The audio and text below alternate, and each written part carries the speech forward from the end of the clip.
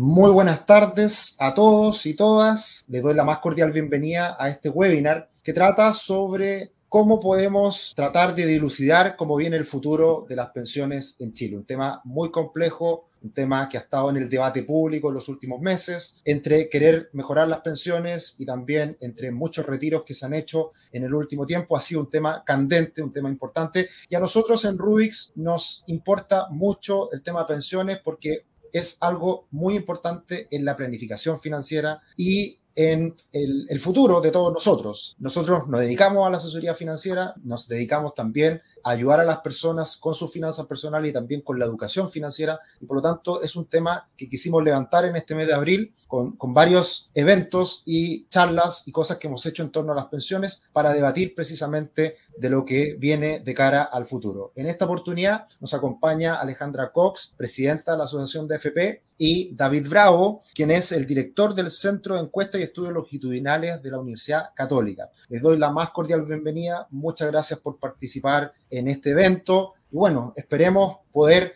responder esta gran pregunta. ¿Cómo se nos viene de cara al futuro las pensiones en Chile? Que, para finalizar, y ya luego dar paso a ustedes, es una gran preocupación que tienen nuestros clientes. Nos han hecho una pregunta constante desde hace un par de años hasta la fecha. ¿Qué va a pasar con las pensiones? ¿Qué va a pasar con nuestros ahorros? ¿Qué va a pasar con el futuro? Y la verdad que es una pregunta que nos hacemos todos y estamos en medio precisamente de una discusión importante en esta materia con la Convención Constitucional también. Así que de todo esto hablaremos. El webinar, esta charla, la dividiremos básicamente en 3 bloques. Va a ser a modo conversación. En el primer bloque hablaremos de lo que fue la Comisión Bravo, quien lideró precisamente David esta comisión hace algunos años atrás, haciendo un diagnóstico y entregando propuestas de cara al futuro de las pensiones. Luego hablaremos con Alejandra Cox para ver el momento actual y en la última parte trataremos, como les decía, de dilucidar qué es lo que viene de cara al futuro en el sistema de pensiones. Muchas gracias nuevamente. La más cordial bienvenida, Alejandra, David.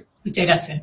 Hola, bien, David, comencemos. La primera pregunta y súper amplia. ¿Qué fue lo que ocurrió en la comisión que lideraste tú y qué diagnóstico fue el que nace a partir de este gran trabajo y cuáles eran las sugerencias que se hacían de cara al futuro para el sistema de pensión? Bueno, prácticamente casi 7 años atrás entregamos el informe. Estuvimos cerca de 18 meses trabajando con un grupo de integrantes nacionales e internacionales. Y yo diría que el elemento de diagnóstico efectivamente fue consensuado al interior de la comisión. Y tal vez en ese minuto me tocó también ser parte de la comisión que lideró Mario Marcel en el 2006, a diferencia de esa oportunidad en la que el foco estuvo en el sistema solidario de pensiones, básicamente. Ese fue como el elemento de cobertura, fue como el más central. Y también le dimos una mirada también a los temas de competencia, ¿cierto? De hecho, de ahí salieron el tema de las licitaciones de afiliados y después el pilar solidario. Pero no entramos en otras materias, no entramos a discutir, porque fundamentalmente no teníamos la información. La información que tuvimos en ese minuto fue la información donde sí teníamos datos nuevos sobre densidades de cotización que eran muy bajas y que por lo tanto se iba a requerir ese primer pilar fortalecido, ¿cierto? Que fue el pilar solidario y que posteriormente, digamos que ya llegó a su fortalecimiento mayor ahora con la pensión garantizada. En ese sentido hemos tenido un continuo importante y tal vez el primer elemento que sale del diagnóstico que hicimos, que cada vez que pueda yo lo voy a repetir, ¿cierto? Y es que cuando nosotros estamos analizando el sistema de pensiones chileno, a partir de 2008, por lo tanto también en 2014, 2015 cuando trabajamos, o ahora en 2022, no podemos pensar que es el sistema del año 81. No es un sistema, el sistema de pensiones en Chile no es un sistema que esté basado en cuentas individuales y punto, ¿cierto? Entonces, es mucho más fácil a veces pelear con lo que uno quiere pelear, digamos, con lo que es más fácil, ¿cierto? El sistema chileno ha evolucionado hacia, yo creo, un sistema de pensiones más completo, que tiene un sistema bien robusto de cuentas individuales y adicionalmente a eso tiene un pilar que se fortaleció y ahora con la pensión garantizada universal es algo que debería, obviamente, ambos creo yo que son componentes que deberían estar en un sistema de pensiones futuro. Entonces, ese primer reconocimiento es parte del diagnóstico de la comisión. El segundo elemento, en ese caso todavía no teníamos la PGU, ¿cierto? Pero sí estaba el pilar solidario. El segundo elemento, yo creo, importante del diagnóstico fue que no obstante todo esto, las pensiones van a ser más bajas que las expectativas de las personas tenían. Y eso yo creo que se da tanto porque las expectativas estaban como desenfocadas, ¿cierto? Respecto de que había una idea, no demasiado conocimiento sobre finalmente cuánto íbamos a tener, tampoco había mucha información dando vuelta, y por otra parte no se conocían los montos, y por eso también hay que pensar que teníamos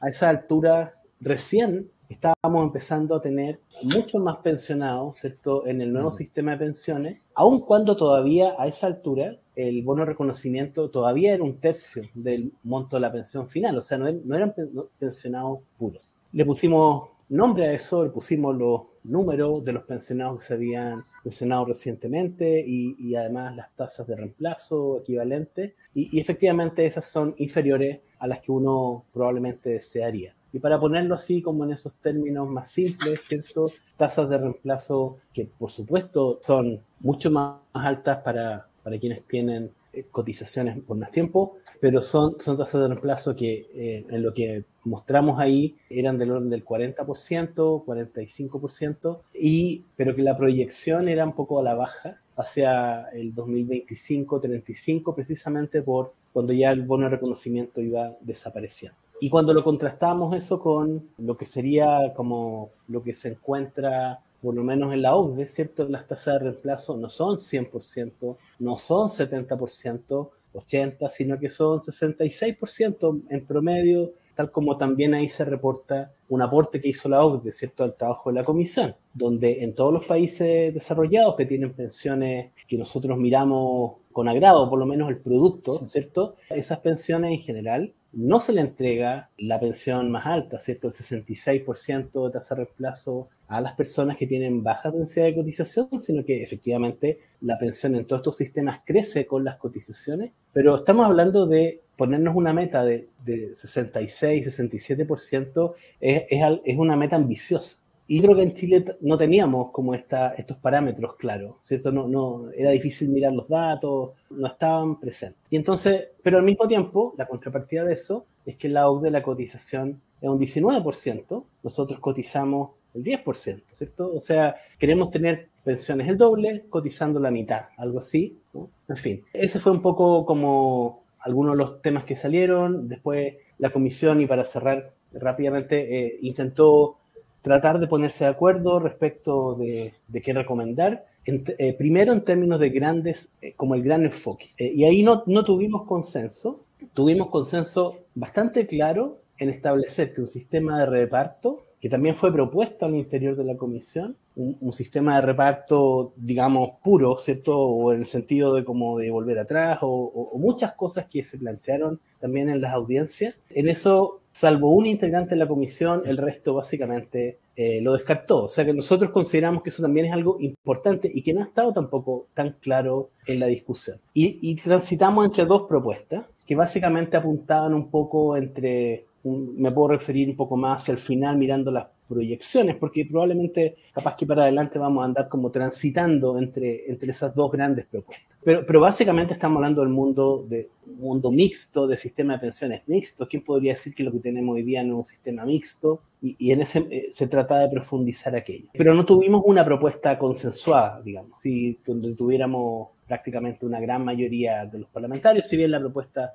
más de fortalecimiento del sistema actual, profundización, agregarle elementos de solidaridad, etcétera, esa fue la que sacó un voto adicional, pero en verdad no hubo una mayoría. Para ser honesto, no pudimos forjar una mayoría importante en ese minuto. Y sí, hicimos un conjunto de propuestas donde sí estuvimos de acuerdo la mayor parte de los comisionados, y muchas de esas sí en verdad han sido, algunas se han implementado, otras se podrían implementar, otras probablemente podrían ser componentes de propuestas. Hay 58 recomendaciones, tal vez yo rescataría 50, 45, ¿cierto? Que tal vez se puedan reflotar. Pero que de alguna manera hablan de que en esta materia, más allá de las etiquetas, hay bastante consenso cuando se ven los aspectos más parceladamente, más técnicamente se empiezan a ver un montón de consenso. El problema es el empaquetamiento, ¿cierto? Cuando empezamos a ponerle un rótulo, qué es lo que estamos haciendo, cómo lo vamos a llamar, o cuando nos quedamos con los eslogans, que es lo que típicamente ha pasado en esta discusión. 7 años después, claro, no tenemos reforma,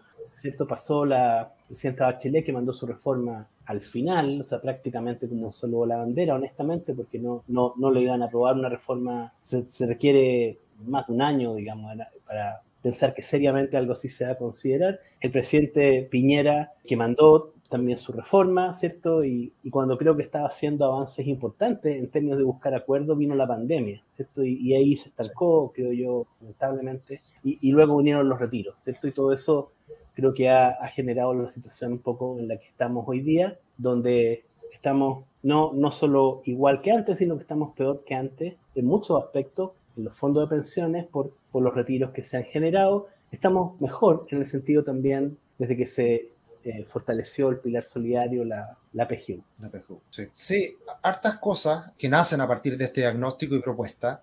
Yo creo que uno de los consensos más amplios fue el hecho de aumentar la tasa de cotización. Yo creo que todos coincidían. El tema era incluso cómo se iba a hacer en el proceso, que fuera lento, que lo pagara el empleador. Lamentablemente no se llegó a consenso y lamentablemente no se llegó a llevar a votar a una reforma propiamente tal. Probablemente la reforma siempre ha sido bien ambiciosa, incorporar muchas cosas. Quizás si se hubiese votado por separado se podrían haber logrado avances.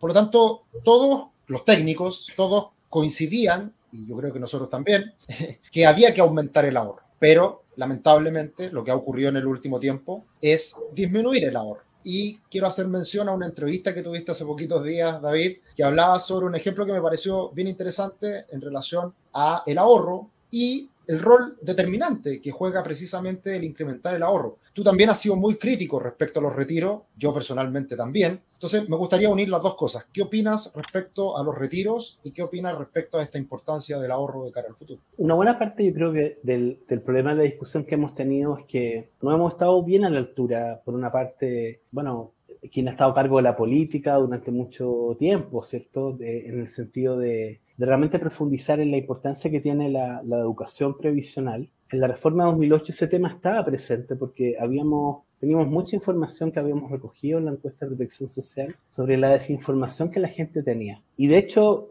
levantamos harto el tema en la comisión que dirigió Mario Marcel. Eso se tradujo de nuevo en un gran énfasis en la introducción al proyecto de ley por parte de la presidenta Bachelet, pero en las medidas, la verdad, las cosas que se hizo muy poco. Crear un fondo, ¿cierto?, de extensión de educación previsional, en fin, son cuestiones que en verdad no cambiaron demasiado. Y eso yo creo que nos ha jugado en contra, esa falta de, es fuerte decirlo, digamos, pero esa suerte como de analfabetismo, ¿cierto?, que todos tenemos en realidad, de una manera u otra, ¿cierto?, porque en realidad no miramos hacia adelante, pero este sistema que, de alguna manera, si al tener un componente individual, nos iba a permitir también poder mirar con más interés nuestros ahorros para las pensiones, no es algo que se tal vez cultivó bien, y eso nos pasó la cuenta, ¿cierto?, ahora. Y entonces una buena parte de lo que nosotros discutimos con el slogan tiene harto que ver con eso, tiene que ver con esa falta. Ahora, eso creo que efectivamente es lo que gatilló luego en el tema de los retiros. El tema de los retiros, como, bueno, en la entrevista esa que tú mencionabas, digamos, para ponerlo gráficamente, ¿cierto? Porque de verdad, yendo al Congreso muchas veces, creo que Alejandra también ha ido muchas veces, ¿cierto? Y uno se da cuenta de que en verdad no hay ninguna posibilidad de que se entienda, ¿cierto?, cuando se trata de explicar esto, porque las personas que han estado en el Congreso, que tomaron esta iniciativa por los retiros de pensiones, al mismo tiempo, en la misma frase, mientras apoyan los retiros, al mismo tiempo también dicen que su objetivo central es la reforma de pensiones, ¿cierto? Incrementar los fondos de pensión, incrementar las pensiones, en definitiva. Y ambas frases son contradictorias. Y en ese sentido, en el fondo, un poco yo creo que lo que ha ocurrido es eso, que hemos estado de alguna manera, como sabemos, ¿cierto?, que necesitamos, para tener mejores pensiones no hay alternativa de ahorrar. Necesitamos ahorro de las familias, ahorro de las personas, ahorro del país, digamos, ¿cierto?, como tal. El ahorro es algo que requiere sacrificio, hay que sacrificar consumo, ¿cierto? Y cuando uno dice consumo no estamos hablando solamente de cosas así como suntuarias, sino que es básicamente guardar hacia el futuro, como cualquier familia yo creo que sabe también cuando mira sus propios presupuestos. Y eso de alguna manera tiene que estar en un fondo, ¿cierto? Y después vemos cómo le llamamos a eso, si el sistema es A, si el sistema es B o el sistema es C. Si no tenemos fondo no va a haber mejores pensiones. Cuando nosotros le dimos una mirada, digamos, a esa piscina, digamos, que son los fondos de pensiones y cómo se van a pagar las pensiones en el futuro, nos dimos cuenta que más o menos como a esta altura iba a estar como llena de manera tal de que iba a poder financiar un tercio más o menos de la remuneración de la vida laboral de las personas. Y cuando miramos a la OCDE necesitábamos que estuviera el doble, ¿cierto? Necesitábamos que subiera el nivel del agua, el nivel de los ahorros, digamos, al doble. Y estábamos en esa discusión, ¿cierto? Y por supuesto nos dimos vuelta como 5 o 6 años, digamos, con las reformas, que la reforma de la presidenta Bachelet, que la reforma del presidente Piñera, y que queremos no sé qué, no sé cuál, y discutimos sobre muchas cosas, discutimos sobre el color de la piscina, la pintura que le vamos a poner, cómo le vamos a llamar a la piscina, digamos, cosas por el estilo, ¿cierto? Y estábamos en esa discusión, todos como más o menos, bueno, algunos entretenidos, yo creo que nosotros estábamos bastante impacientes, cuando vinieron unos parlamentarios y dijeron, sacaron esta norma, esta reforma constitucional de los retiros, ¿cierto? Y mientras todos estábamos mirando para otro lado, básicamente le sacaron el tapón a la piscina, ¿cierto? Y de repente empezó a irse el agua con el primer, segundo, tercer retiro, 52 mil millones de dólares, ¿cierto? Son recursos que no vamos a poder reponer de nuevo, digamos. Entonces, ¿cómo no vamos a hablar de los retiros cuando hablamos de la reforma de pensiones, ¿cierto? ¿Qué sentido tiene estar discutiendo sobre la reforma de pensiones si es tan fácil como eso, ¿cierto? Es tan fácil como sacarle ese tapón y se fue el agua, digamos, de una vez, una buena cantidad. Entonces, mientras no haya como una conciencia de que en verdad no se deben tocar los fondos de pensiones para cosas que no sean las pensiones, creo que no vamos a poder hacer una reforma. Y a mí me encantaría hacer algo distinto a lo que hizo el gobierno ahora, ¿cierto? Este gobierno propuso de nuevo otro retiro asociado a gastos de emergencia y todo eso, que de nuevo son solamente excusas para no hacer las políticas correctas, digamos, para abordar esos problemas. Le siguen metiendo mano a las pensiones. Lo mismo ya le había pasado al presidente Piñera, ¿cierto? Que había terminado firmando un proyecto de retiro. Creo que en el fondo, si no logramos que se escriba en piedra, que no se pueden tocar los fondos de pensiones, como esto ya se probó, va a ser muy difícil sacarse esto de encima, ¿cierto? Va a ser muy difícil. Cualquier sistema de pensiones que tengamos va a tener que lidiar con esto. En ese sentido, creo que para mí la norma número 1, digamos, que debería estar escrita es que los fondos de pensiones son intocables, no deberían ser tangibles, ¿cierto? Y deberíamos dejarlo como a prueba de lo que vayamos a hacer como sociedad más adelante, porque la tentación siempre va a estar ahí, en el mundo político o en general, incluso a uno mismo, si le dicen, mire, usted tiene la posibilidad de traer, bueno, traigo los recursos, ¿cierto? Pero esa es la esencia de lo que es la seguridad social, es lo contrario, ¿cierto? Efectivamente es como que esa miopía nuestra que nos lleva como a tomar esos recursos. Entonces,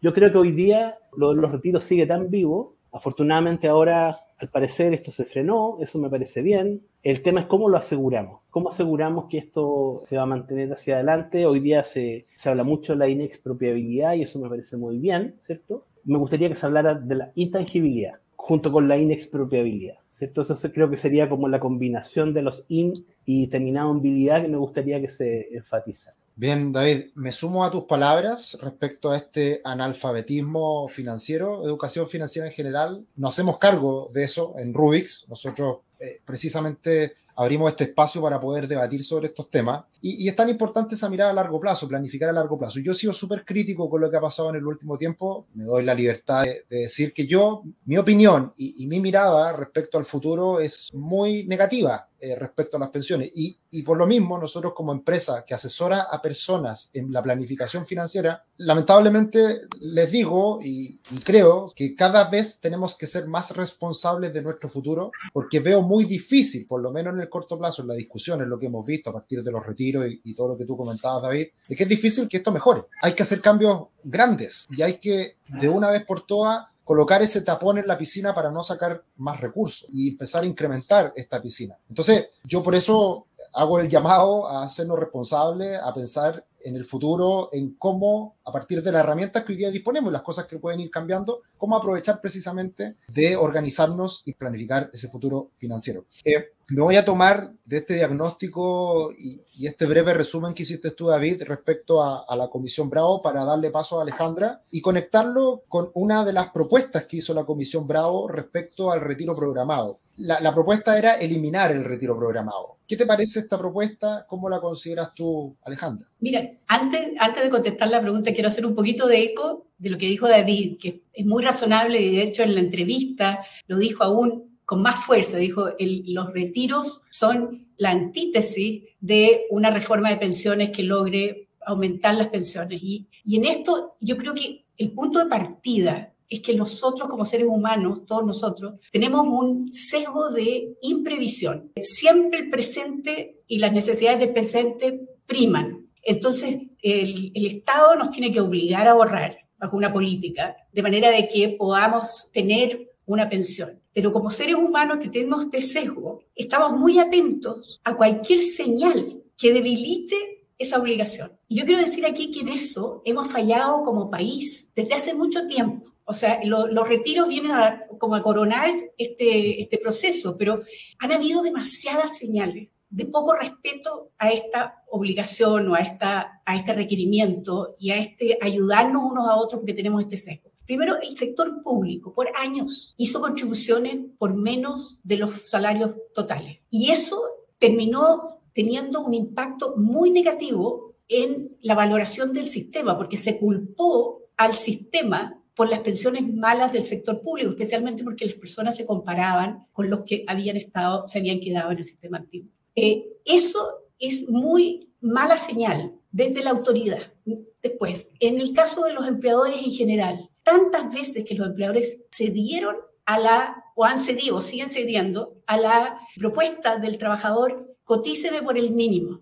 Cuando los dos saben que eso no es una buena cosa. Primero que todo, no es la regla. Y segundo, al final termina perjudicando el ahorro del trabajador. Tercero, como país, ha habido una narrativa que pone en cuestión la seriedad con que se implementó este sistema. O sea, instituciones que manejan los ahorros con estricta regulación, con un Estado ordenado, estas instituciones dan cuenta continuamente, se valorizan los ahorros, las AFP han manejado bien los fondos, obviamente que no pueden hacer milagros, si hay pocas contribuciones, al final, por más rentabilidad que haya, salen pensiones bajas, y desde hace mucho tiempo que se está diciendo que hemos tenido demasiado énfasis o demasiado el foco puesto en los fondos más que en las pensiones que esos fondos generan. Para las personas es muy complicado entender que, por decirte, con un salario de 600.000 pesos y un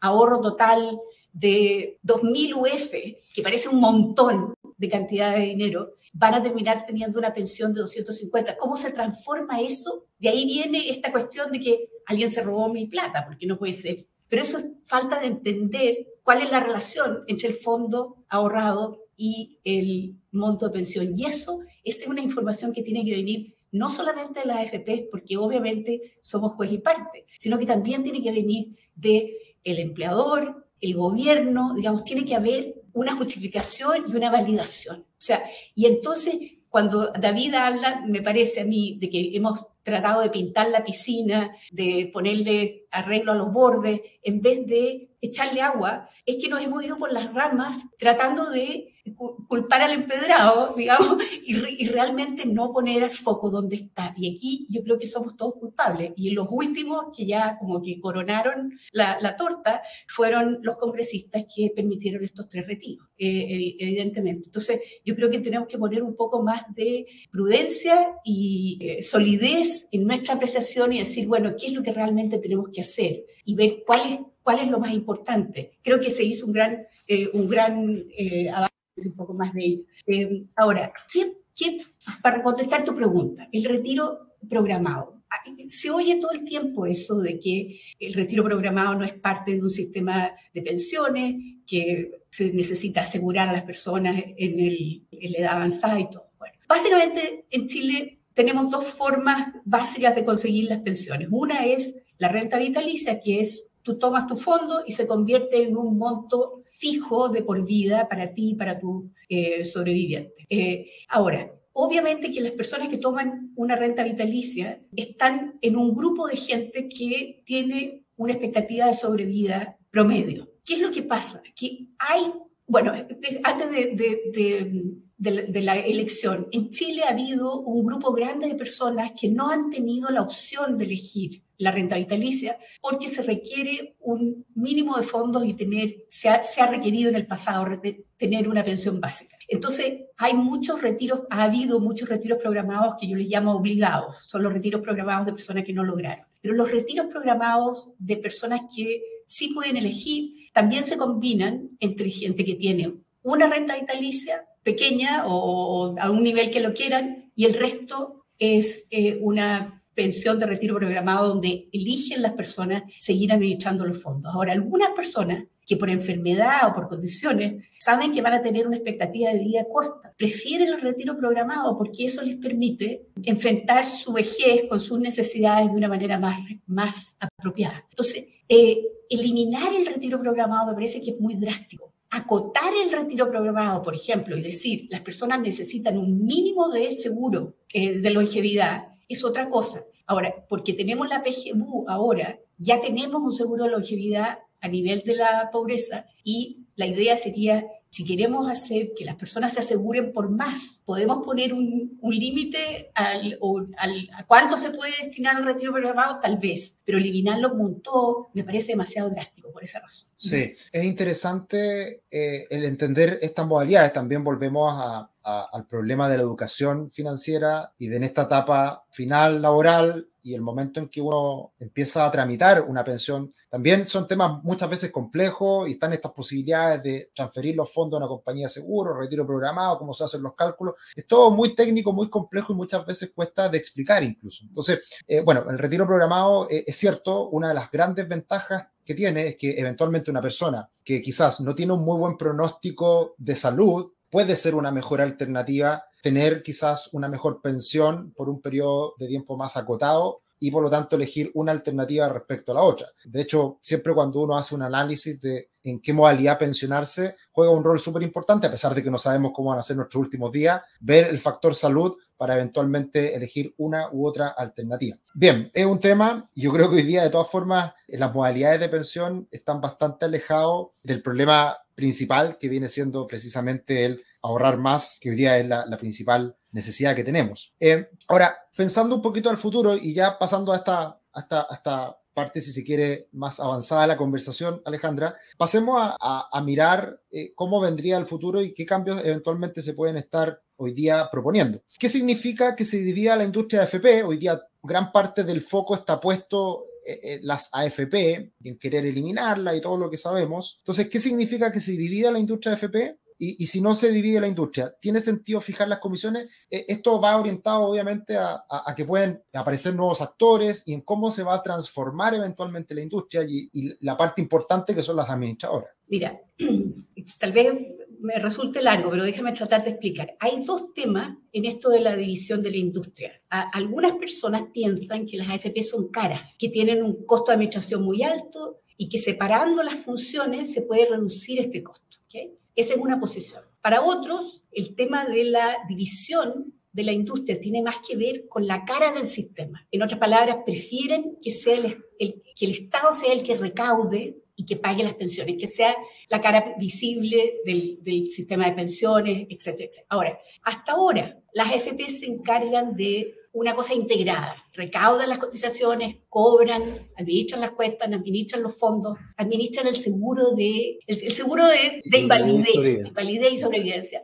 Atienden consultas, entregan certificados, hacen un sinnúmero de actividades a favor o a nombre de sus afiliados. Ahora, para esto, las AFP tienen red de internet, oficinas, centros de llamadas, gente que maneje los fondos, etc. Ahora, ellas toman responsabilidad por estas tareas, pero desde un tiempo a esta parte, muchas de estas tareas son subcontratadas, desde que, digamos, eso ha sido posible hacer y en busca de reducción de costos.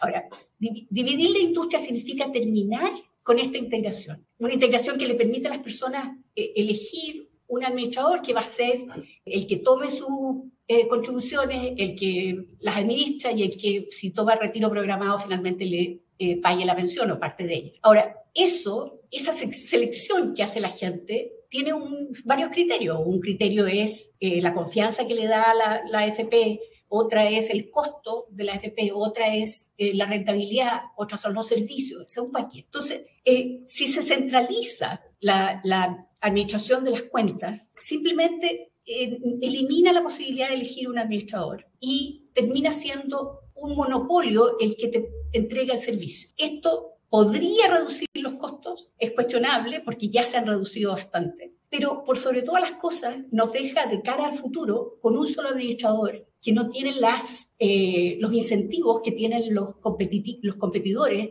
para ir mejorando el servicio, ir entregando, digamos, ir mejorando lo que dan. Algunos dicen, hay muchas otras cosas que son técnicas, como las economías de escala.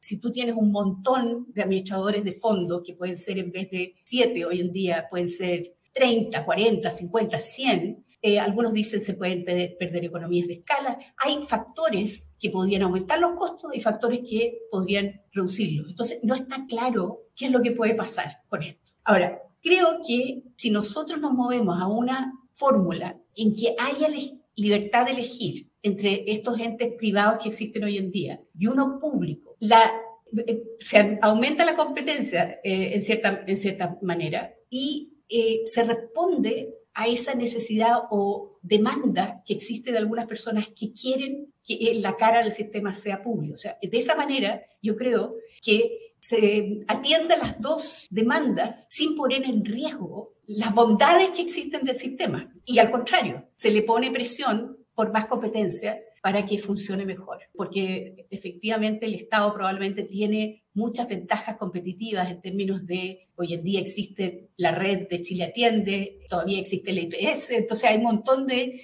pasos que ya están dados para el Estado. Entonces, pero finalmente, para cerrar, dividir la industria significa acabar con la industria como existe. Ya no podrían las personas elegir su prestador de servicio, no podrían ser afiliados de una AFP en particular, tendrían solamente la opción de elegir quién les administre los fondos, y esa es una decisión muchísimo más lejana para la mayoría de las personas. Sí, de hecho, hoy en día también una de las ventajas, creo yo, del sistema es que existan diferentes multifondos, pero sabemos que también la decisión de una persona de elegir un fondo u otro también involucra educación financiera y saber qué es lo que implica estar en un fondo más riesgoso o menos riesgoso. En ese sentido, David, ¿qué te parece esto de aumentar la cantidad de actores que administren dinero y que por lo tanto en vez de tener 7 administradoras, eventualmente podamos tener 30 administradoras y un administrador público también? ¿Qué te parece? ¿Cómo afectaría eso al sistema?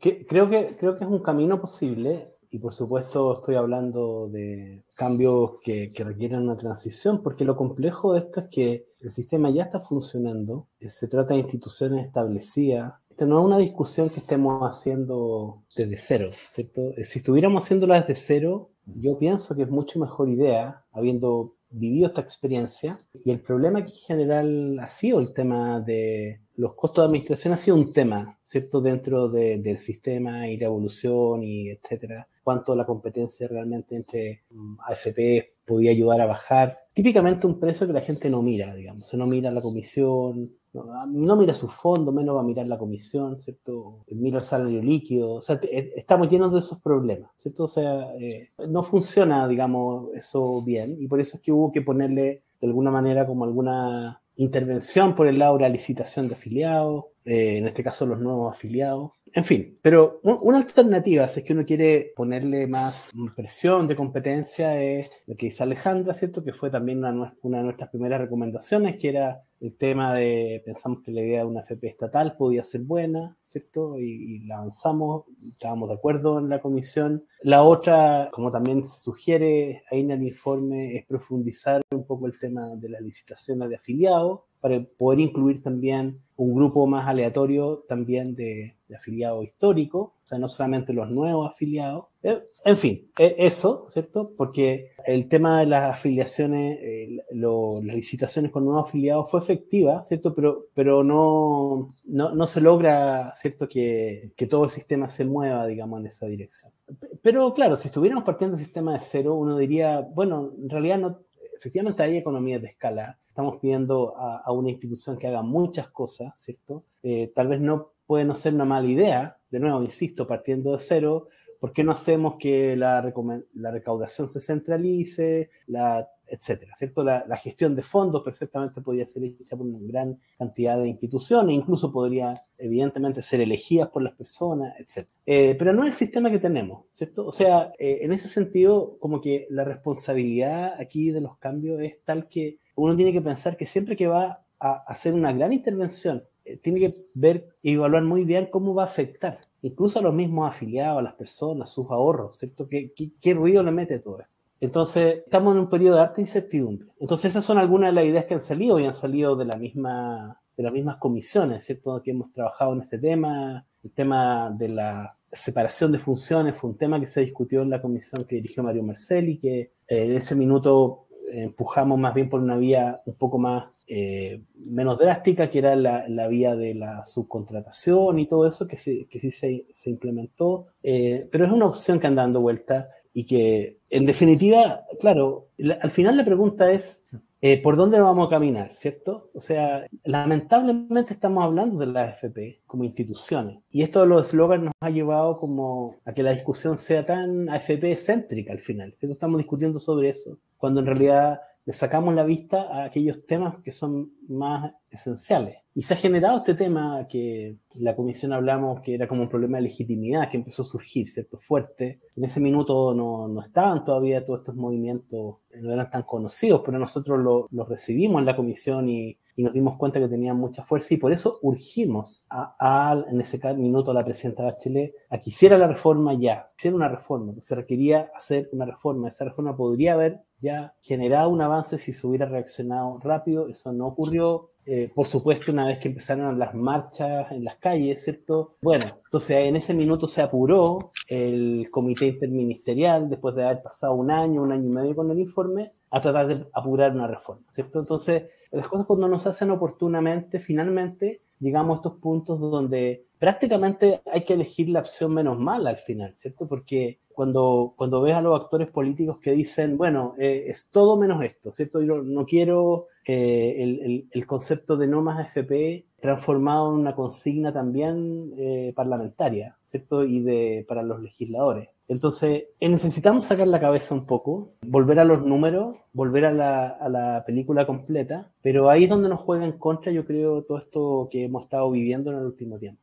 Yo pienso que como soluciones técnicas hay muchas. O sea, si ustedes me dicen, pensemos desde cero, hay un montón de opciones. O sea, ¿cómo no vamos a imaginarnos distintas cosas si partimos de cero, con la experiencia que tenemos en Chile, otros países?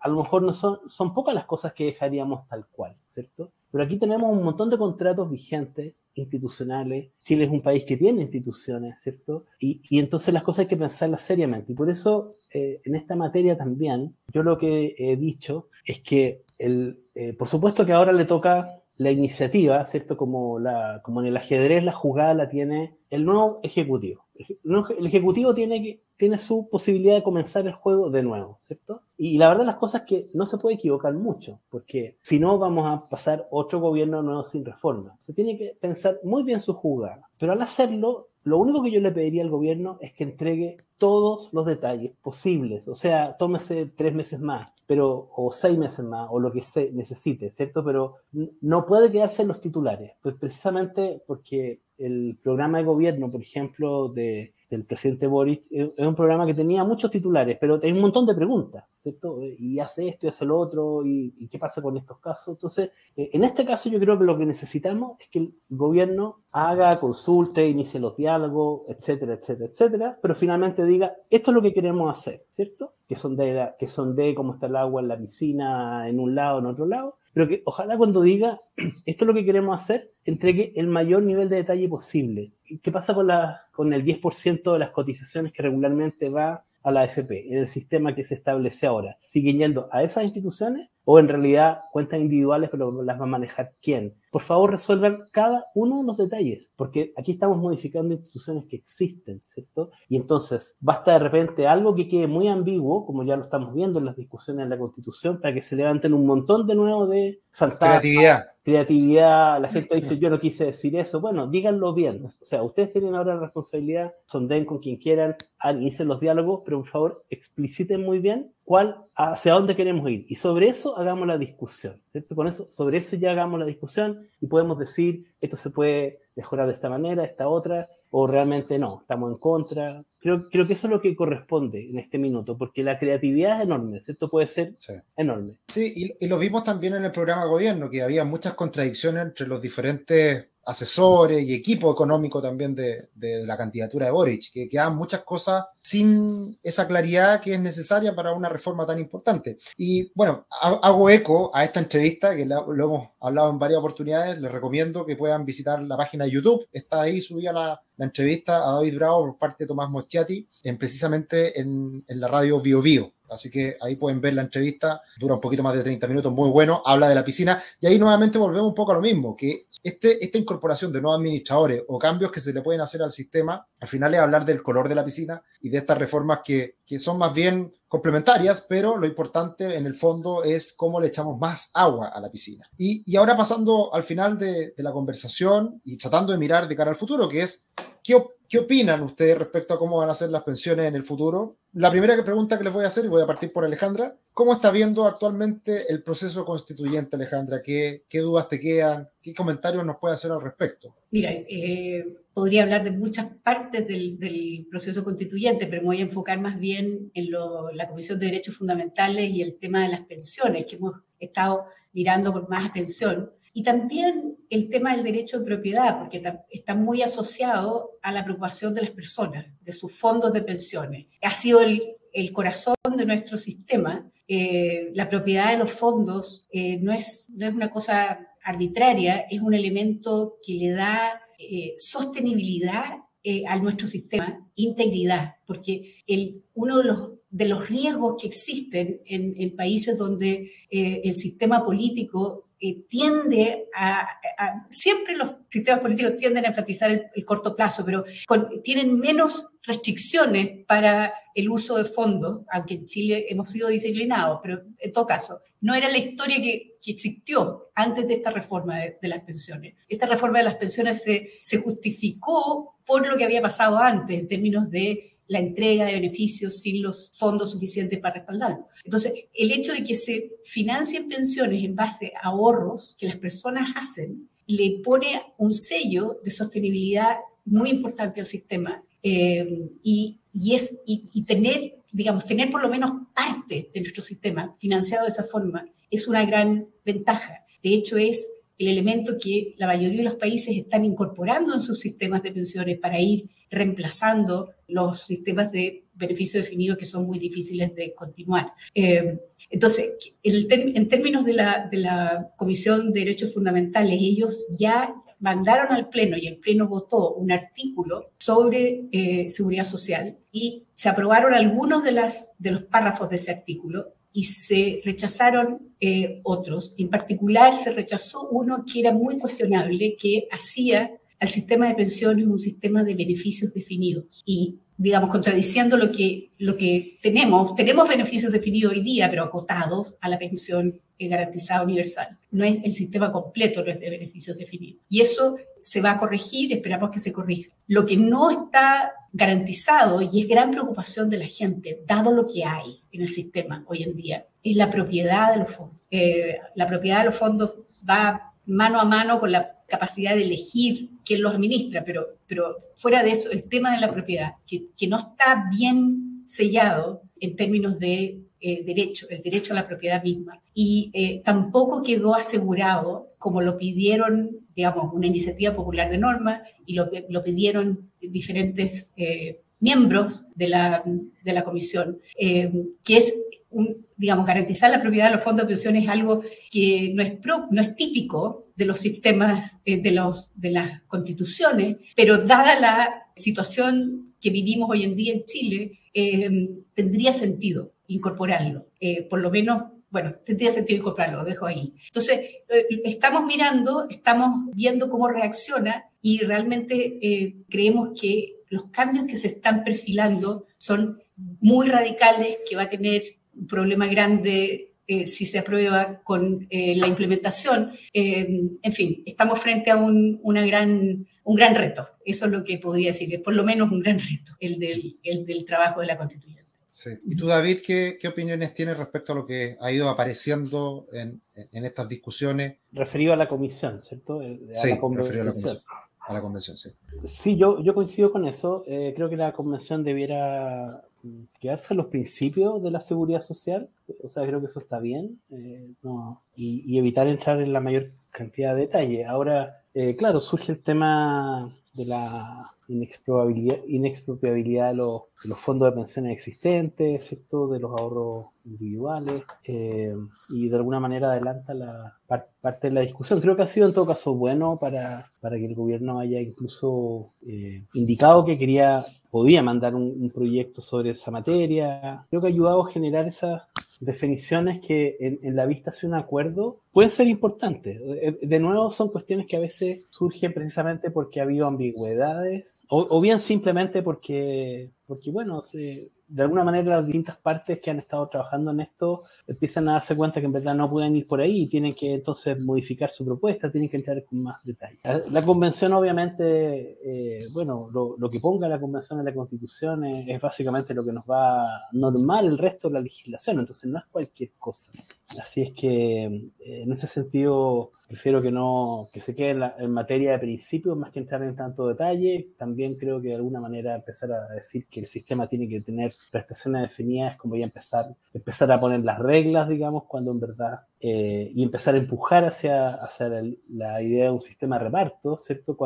Que no es exactamente lo mismo, pero de alguna manera básicamente se basa en eso, ¿cierto? Como en tratar de definir cómo uno va a tener beneficios definidos y luego el tema de la sustentabilidad, que es un poco lo que anda dando vuelta, cómo se asegura. Entonces, no corresponde a la convención, creo yo, entrar en esa materia. Espero que no se ahonde demasiado. Y que de alguna manera no inhabilite el esfuerzo por tener una reforma de pensiones. Y al final lo que vamos a tener, ¿cierto?, es que lo de la convención, claro, el gobierno ha dicho que está adelantando su proceso de reforma como para el tercer trimestre, y de hecho ya está partiendo con algunos diálogos esta semana. Eso es una buena noticia, no fijarnos en los retiros, concentrarse en la reforma, eso es lo que dijo el gobierno, en eso estoy de acuerdo.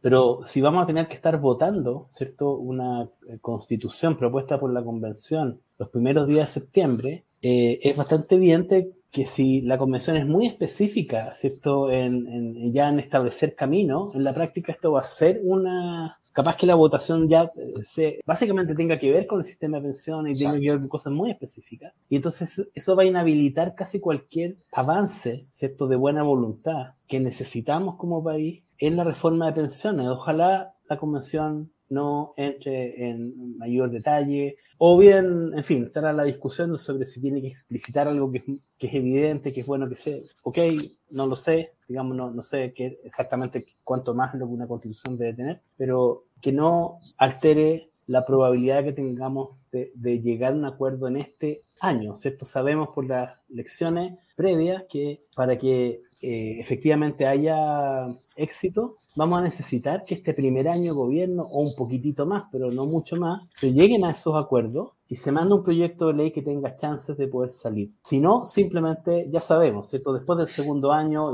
la popularidad de los gobiernos cae fuertemente y en realidad no vamos a tener éxito. Entonces necesitamos que en verdad el gobierno haga su mejor esfuerzo, diálogo, y ahí es donde la convención podría, ¿cierto?, jugar un papel que ayude a eso o que más bien le ponga ruido, ¿cierto? Eso es lo que creo que se está jugando en este minuto. Sí, interpretando tus palabras, David, y me la juego yo ahí, yo creo que esto va a ser una lucha política nuevamente bien fuerte entre un gobierno que va a presentar cambios, un Congreso que lo va a tener que votar y que probablemente sea difícil de que salga adelante en tan corto tiempo, y por otro lado lo que se juega la convención poniéndose quizás muy creativo y también jugando un rol importante respecto a un apruebo o un rechazo de la misma nueva constitución. Entonces, claro, el pronóstico a mi modo de ver no es tan auspicioso respecto a que salga humo blanco en lo que resta del año, precisamente por esas dos luchas políticas que vamos a vernos enfrascados en los próximos meses, y no queda nada. Entonces, yo me la jugué en los últimos años de decir que no íbamos a avanzar en una reforma previsional precisamente por toda esta pelea política chica. No me equivoqué, lamentablemente no se ha avanzado nada y creo que vamos a seguir en ese mismo problema.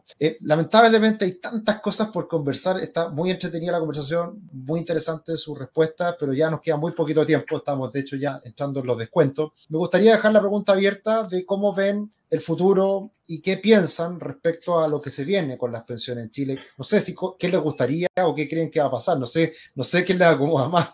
Alejandra, parto por ti, por esa pregunta. ¿Qué te gustaría o qué crees que va a pasar respecto al futuro? En primer lugar, te quiero agradecer, Sergio.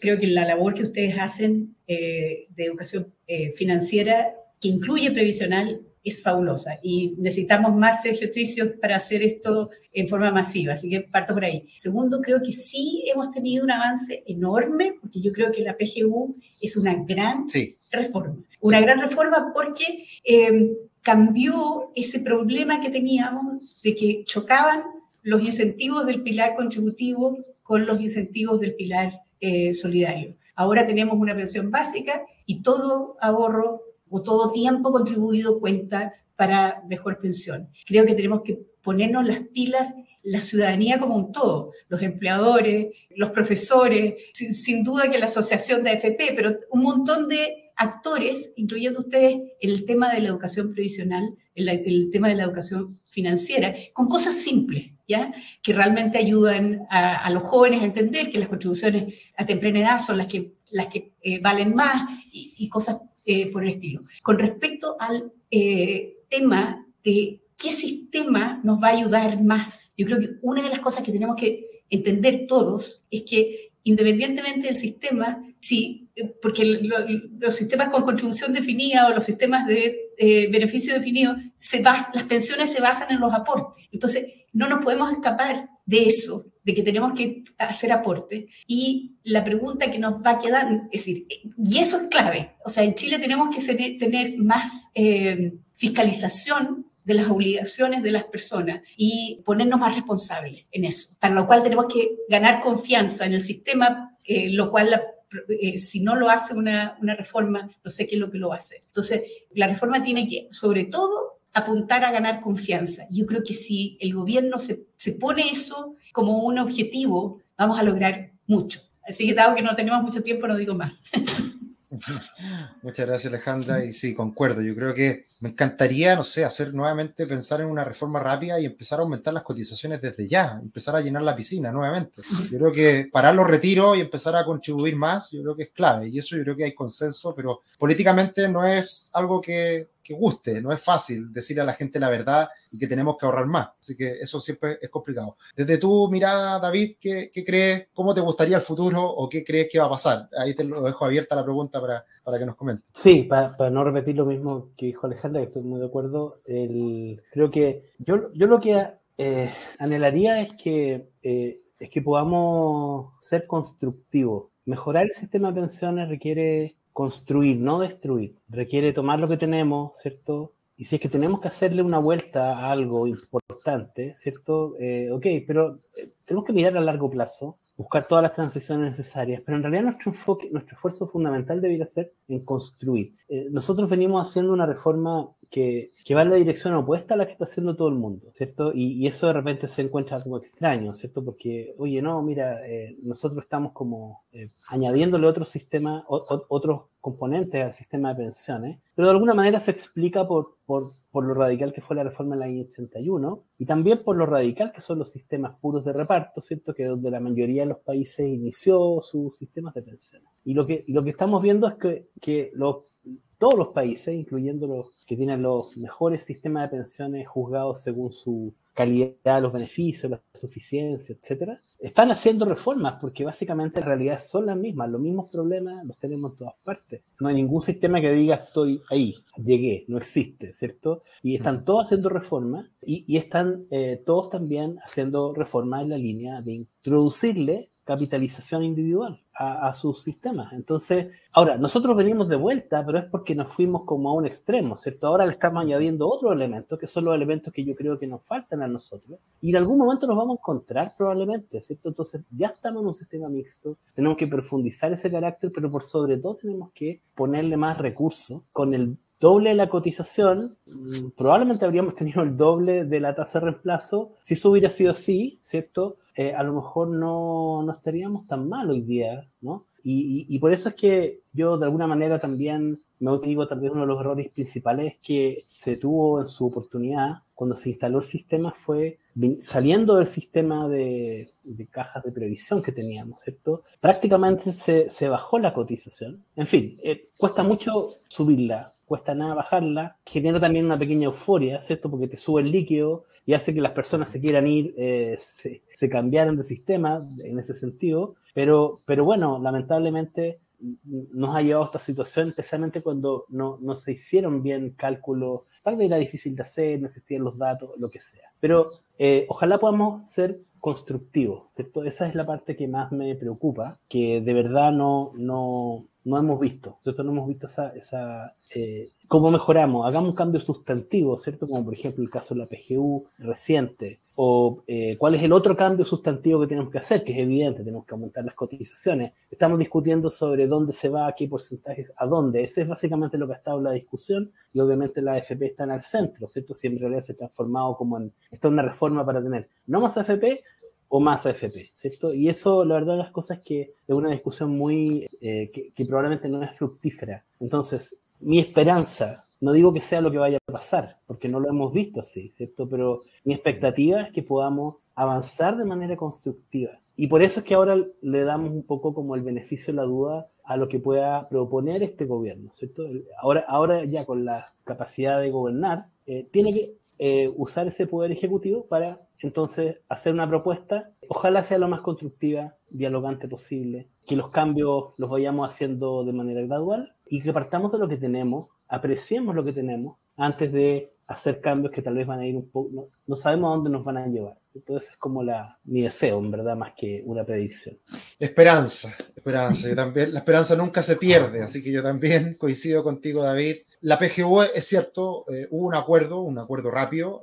Creo que ha sido una de las pocas cosas buenas legislativas en relación a hartas cosas del último tiempo, todas las demandas sociales y también específicamente las pensiones, que ha sido muy bueno. Poco a poco la gente va a ir comprendiendo lo que significa esta PGU y van a recibir el beneficio que representa. Así que eso ha sido muy bueno y ojalá que ese mismo espíritu lo podamos ver en los próximos meses en el Congreso. Yo soy bien pesimista respecto a lo que hemos visto precisamente en la última semana, en los últimos años, pero bueno, la esperanza es lo último que se pierde y adhiero con tus ganas de ver esas mejorías en el futuro, David. Le agradezco enormemente su tiempo, le agradezco mucho todo lo que nos han comentado en este valioso webinar. Quedará arriba en nuestro canal de YouTube y también en otras plataformas lo subiremos en esta oportunidad. Así que muchas gracias, Alejandra Crocs, muchas gracias, David Bravo, gracias por este tiempo y bueno, esperemos seguir aportando en la educación financiera y en transmitir estas cosas de la manera más simple, más cercana posible para que la gente vaya tomando conciencia y como creo Alejandra lo decía, que todos ojalá nos unamos en estas ganas de poder hacer una mejora, contribuir. Creo que eso falta tanto en el último tiempo y bueno, nosotros estamos dispuestos a poder generar esos lazos. Muchas gracias, que tengan buena tarde, buenas noches, que siga lloviendo y nos vemos en una próxima oportunidad. Gracias a todos los que participaron también hoy día. Adiós, gracias. Gracias. Que estén muy bien. Chao, chao.